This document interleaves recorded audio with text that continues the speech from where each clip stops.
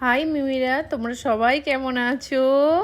তোমাদের সাথে মা কথা বলছে, আমার তো ঘুমটা ভেঙে গেল তো। এই দেখো, মা আমার মাথায় একটা গাছ এঁকে দিয়েছে।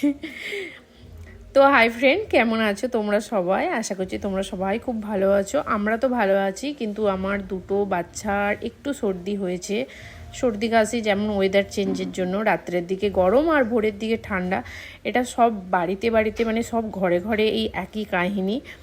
আমি যেটা তোমাদের সাথে শেয়ার করতে এলাম, আমি তো জানোই টুকটাক একটু কিছু তোমাদের সাথে শেয়ার করি, তেমনভাবে কিছু জানিও না, পারিও না।